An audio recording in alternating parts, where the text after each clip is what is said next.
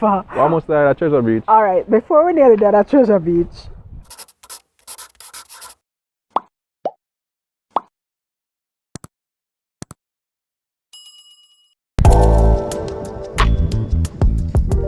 In today's video, we'll be talking about what it was like becoming twin parents for the first time with Leila and Zahra. Don't forget to like this video. Do enjoy.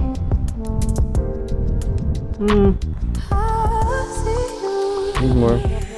You're just kissing me for lip moisturizer? No, I want you kiss.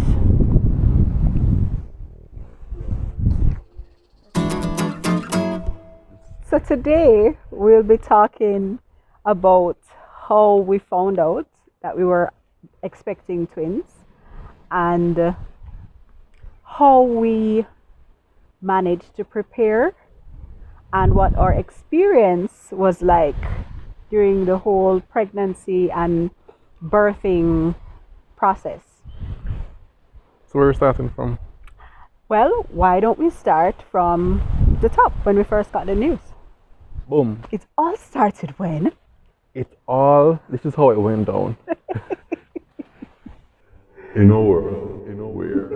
Alright, so this is how it went down, guys. So we got married and the action started like right away. Boom, boom, boom, boom, boom. No fun and joke, we're just trying to get at it, right? Get at what is it? Get at it what? Tell the people them where We're getting the show on the road. We weren't hesitating to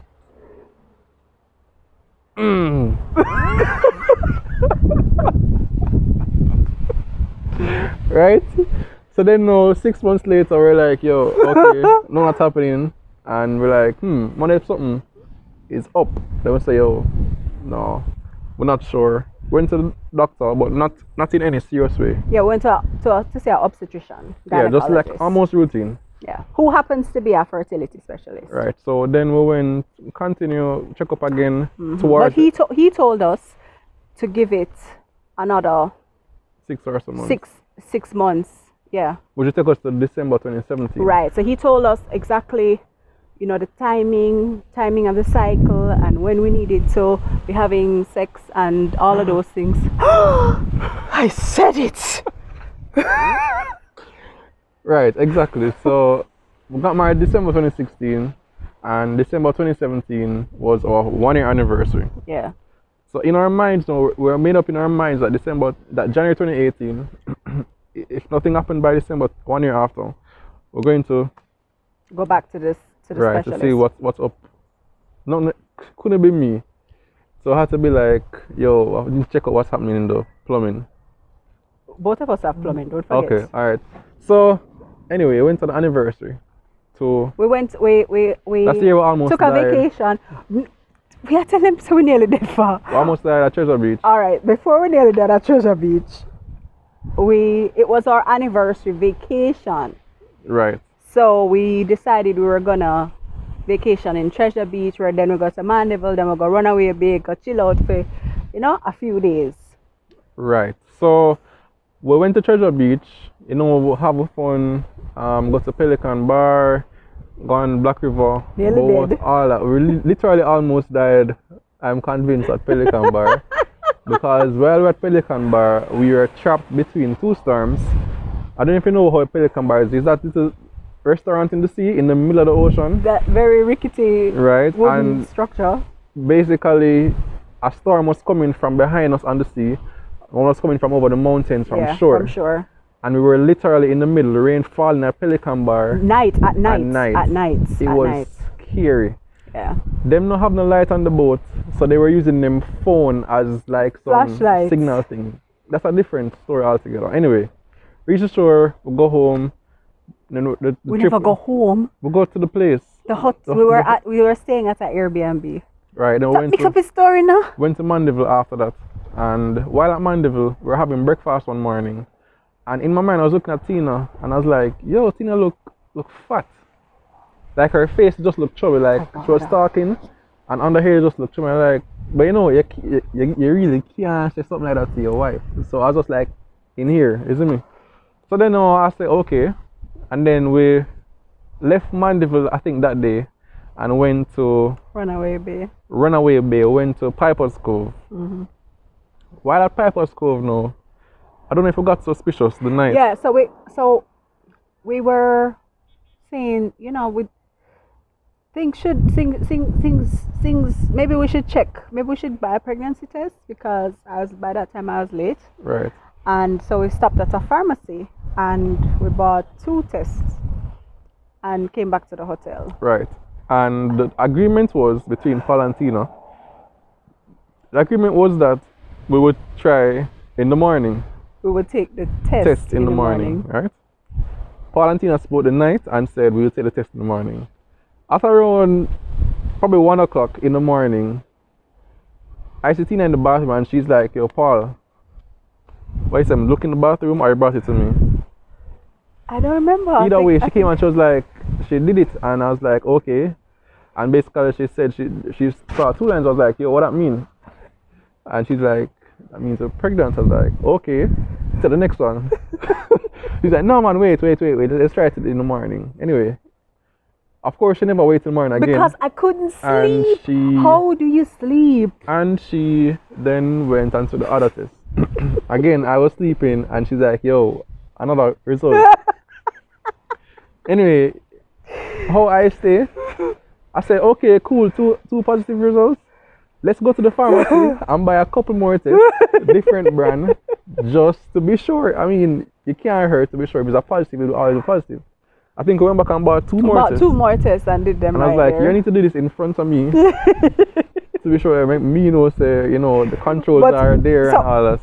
Anyway. So what did you think I smuggled urine into the people in the hotel room? Anyway. From somebody else? Anyway, we did that and pregnant, so we're like happy, like yo. Yeah. I mean, like the rest of the vacation was like bliss. Yeah, we were like cloud 9. We're on top of the moon. And we're just like having like the best lobster and pasta ever. Everything just tastes good. It was perfect. The sun was shining, the birds were chirping. Anyway, we're glad now and come home and we tell my mother the story. Well, no, we never tell her. We surprised her, but you'll see. So you'll see this clip, which is Paul's mother's reaction to our little surprise. Right. So this will be her first set of grandchildren. Well, at this point we're thinking grandchild. Yeah. Right. And yeah, you'll see the clip right now.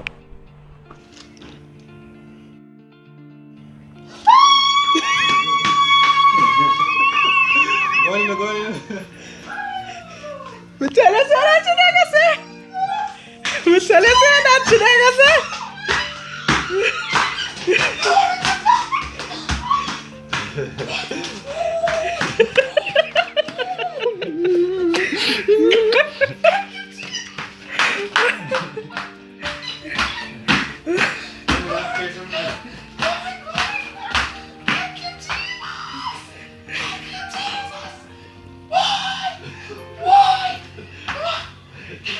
So at about 5 weeks, right, I started to feel really nauseated, you know, constantly feeling like, oh my gosh, I'm going to be sick. And I had a child before, you know, there was the pregnancy with Hannah many years before, and I just never remember feeling that sick.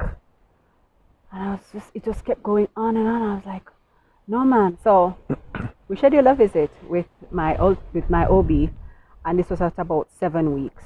And we told him that we had done some pregnancy tests and they were all positive. So that was fine. So he said, okay, let's do an ultrasound. So I was in the room. She was on the bed thing, the chair thing. And he was there, and all I could hear him say, like, So he's there looking on the screen, and he's like, So we're like, yes, doc? What's going on? You He's know? like, oh, so this is why you're feeling so sick. He's like, there are 2 sacs. As in 2 SACS, 2 sacs. So I, being the idiot in the room, I'm like, okay, great. What does that mean, doc? That's a good thing, that's a bad thing. What 2 sacs mean? He's like, 2 sacs, like twins. I was like, it was a happy, sad, hot, cold moment. Like I felt hot and cold at the same time, and I was smiling and shocked all in one. I think I was more amused at Paul's reaction. Of course, yes, it was a bit of a shock to me, but his response was just hilarious because he was asking the doctor all manner of really ridiculous questions at this point. And he convinced me, because I'm like, yo, you need to prove this to me, just like the test. Show me something more concrete, and he was able to show me the heartbeat, the gaps, and I was like, wow. Yeah. Anyway, cloud nine after that. Entire day, call a friend, Arna, and we're like, yo, Arna, guess what? And she's like, twin. Arna had predicted it. She always predicted. I don't know how. She predicted that time and she predicted this time. My best friend Arna, weirdo. So she was like, twin, and one bag of excitement on the phone. She's also a mother of twins. Anyway, next day I get up and I was like, yo, this not funny anymore. And she's thinking about college. I'm not even thinking about college. I'm thinking about huggies and family and clothes. Yeah. Just double of everything. That was just where I was. Yeah, we had a more or less uneventful pregnancy. Things went very, very, very well. Glory to God for that. But I think mentally we were in a really, there were times, although we were very happy, when we were just like, how go manage? Yeah. Because context, guys, just when we found out we were pregnant, that January, my work contract had ended, and I was feeling so sick, nauseated throughout most of the pregnancy. We just decided, all right, let's not take on any work at this stage. So we were basically at this point on one income, on a single income, which is Paul's income. And so we're now thinking, okay, how are we going to finance having two babies and not one, which is we would have been fine with one, but no. Yeah, in our minds we're like, we'll have one covered, but then like it's two, and we're like, whoa. Yeah. What we do now? It's kind of scratching our heads. So this is January now. The babies that were expected in about August. Well, they came in August, so they were expected in about August, September. So January, and looking down the line, as the man, you're thinking of planning and things that you need to get and all that needs to be put in place. Hospital expenses. Yeah, all them things there. Yeah. I wasn't on my health card at that time, so everything that would have needed to be done would have been out of pocket. Yeah. So all the doctor's visits, all the hospital fees would have been out of our pockets. One of the things that the doctor told us when we went and we saw him for the first time, that's my private doctor, is that based on the fact that a twin pregnancy is considered an at-risk pregnancy, right? It's considered risky. It would be best not to go to a private hospital. He basically said, look, you have to go to UA hospital. That's the best place to be. That's the best place to go. If someone comes to somewhere else, then right. they would have to transfer the babies and me there anyway. And they have the neonatal intensive care unit there, and in the event of them needing to be in the NICU, that was the best place for them to really be. Plus, at the private hospitals, you don't always have a team on call. At UWI hospital, you have your pediatricians, your obstetricians, your anesthesiologists. Everybody is already there, your nurses. This was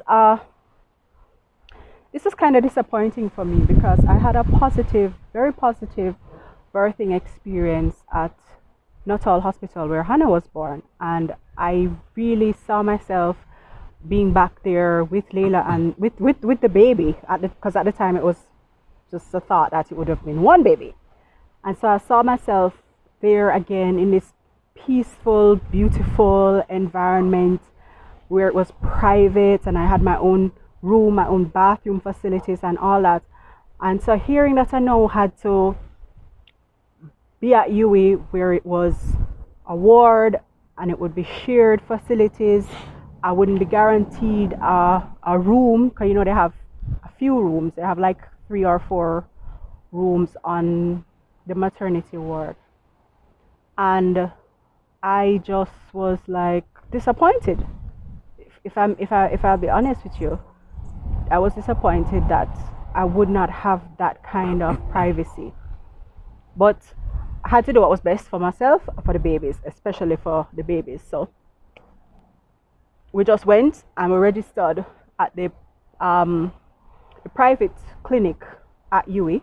I don't know how many of you know that there's a private clinic at UWI, and my doctor was actually a consultant there, so I just signed up for his clinic and we started going there. And the good thing is that would have saved us a bit of money. Mm-hmm. So that was one way in which we were able to kind of tackle cost. But yeah, cost was a big deal. So at the time we had a Nissan Sunny. A 5-seater. Very dear to us, 5-seater car. Then we just say, we realized that we needed to change cars. Yeah. So we would have needed a 7-seater. Again, on one income. Change car, we would have needed a deposit, and all these nice things to finance that, and it would have been more money coming out of your paycheck before it reached you. It was a very stressful time, guys, can I tell you? It was just extremely stressful. So you're there tackling your current expenses, thinking about and planning in a purposeful way by buying stuff on Amazon, ordering. Thank you for everybody who chipped in for our show. So they were able to order stuff, and so we set up a baby registry on Amazon. Right. And we got a lot of support. Thank you, support from friends and had families. A shower. And my best friend organized a baby shower and really rallied the support of a lot of people. Many from of them were from our church. Gosh, we got so much support from church. From persons supporting us through the baby registry to, every now and again somebody slip you a little thing in the church. Yeah. It was just wonderful. And then people were just buying like diapers and wipes and bringing them to us. It was, trust me, family. If it wasn't for the support, I mean, really thank God. At one point for we had a our room. church community. We had a room that we weren't using in the house that was almost full of diapers, and wipes. Wipes. Yeah. Man, that was a big help. The cost, guys, was unbelievable. It was a lot of pressure at that time. Your current expenses, so your rent, your food, your petrol, all of that. And then you're planning, so you're buying stuff, you're getting stuff ready, you're going ultrasounds, and you're thinking of deposit for doctor. Remember, at that time, Tina wasn't on her health card. So everything was coming out of pocket. There's no reimbursement, there's no subsidy, and everything was just there. Tina you weren't earning income at that time. Right. Which is a blessing, actually, thank God, because she wouldn't have been able to work. Yeah. So sometimes God even worked out in that instant where if she had a job, she wouldn't be able to fulfill her obligations there. And even there was so much pressure, and I felt so overwhelmed at times. I remember one day I went to my mother's house, and it was just before I bought the car, and I felt so overwhelmed. And you don't really want to pass on that feeling to Tina, because you don't want her to be thinking about the stress and the babies. And I remember I got to my mother's house and I was fine for a while, and then eventually I just started to not even cry, pretty much bawl, seriously, guys. So even that kind of a thing, men, well, a special word to the men, don't feel like you're a Superman.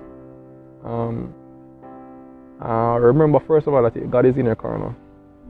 So look at us now, how much years later, expecting a couple more babies, but we have a testimony from what we had lived through. And if you are in a situation, if it's not even about a child or anything, don't feel like you're too man to be emotional about it, to confront it, and to have a good cry, and you'll be able to feel better afterwards. My mother was able to help out emotionally and offer her support. By the way, guys, I knew nothing about this until after the girls were born. So Paul, a lot of the stress and pressure that he was feeling, although I could sense it, he sheltered me from it because he thought that was best for me based on the state that I was in, and he didn't want to add to my stress. And babe, thank you for that.